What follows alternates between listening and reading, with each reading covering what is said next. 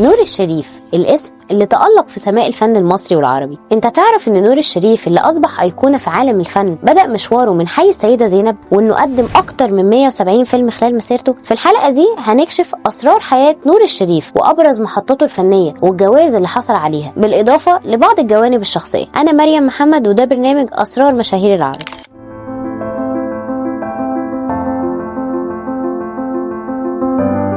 نور الشريف الفنان اللي أسرى الشاشة المصرية بأعماله المميزة، واللي استطاع إنه يجسد شخصيات متنوعة ببراعة ملهاش مثيل. اتولد في 28 إبريل سنة 1946 بحي السيدة زينب في القاهرة. بدأ مشواره الفني في الستينات وقدم أعمال خالدة في السينما والتلفزيون والمسرح. في بداية رحلته في الستينات وحتى 2015 ساب بصمة ما بتتنسيش في عالم الفن. في الحلقة دي هناخدكم في رحلة عبر مسيرته الفنية، بنتعرف فيها على الجوانب الخفية من حياته الشخصية واللحظات اللي شكلت مسيرته الاستثنائية. نور الشريف قدم أكتر من 170 فيلم خلال مسيرته الفنية، من أبرزها قصر الشوق سنة 1967 حصل عن دوره فيه على شهادة تقدير، الكرنك سنة 1975 نال عنه جايزة أحسن ممثل أول من جمعية الفيلم سنة 1977 في مهرجان السينما المصرية الثالث، سواق الأتوبيس سنة 1982 حصل على جايزة التمثيل الذهبية من مهرجان نيو دلهي، ليلة ساخنة سنة 1996 حصل على جائزة أفضل ممثل عن دوره في هذا الفيلم. كمان تألق في الدراما التلفزيونية، قدم لنا مسلسلات خالدة وعايشة معانا لحد دلوقتي زي لن أعيش في جلباب أبي وعائلة الحاج متولي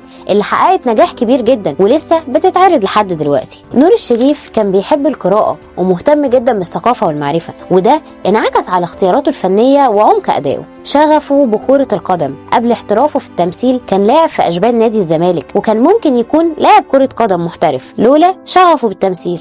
بالإضافة للتمثيل قام بإخراج فيلم العاشقان سنة 2001 واللي قام ببطولته قدام بوسي إلى جانب مسرحية محاكمة الكاهن عام 1994. نور الشريف كان من الفنانين اللي عندهم مسيرة فنية طويلة ومميزة، وشارك في أعمال سينمائية ودرامية كتير حققت إيرادات كبيرة وعالية جدا. وبالرغم من إنه ما كانش بيتكلم عن ثروته، إلا إن بعض التقديرات بتقول إن ثروته وصلت 40 مليون جنيه في أواخر مسيرته، وده بفضل أفلامه ومسلسلاته وعقود الإعلانات اللي شارك فيها. كمان نور الشريف كان عنده شركة إنتاج خاصة قدم من خلالها أعمال درامية كتير زي الدالي وحضرة المتهم أبي، واللي حققوا نجاحات كبيرة في الوطن العربي. نور الشريف قدم دور مهم وخالد في فيلم سواق الأتوبيس سنة 1982 بإتقان خرافي. الفيلم اتصنف كواحد من أفضل 100 فيلم في تاريخ السينما المصرية، وده بسبب التمثيل العبقري والحبكة المؤثرة. مسلسل لن أعيش في جلباب أبي اللي أصبح أيقونة في الدراما المصرية، وقصة عبد الغفور البرعي اللي بدأ حياته من الصفر لحد ما بقى رجل أعمال ناجح ولسه بتأثر في أجيال كتير لحد دلوقتي.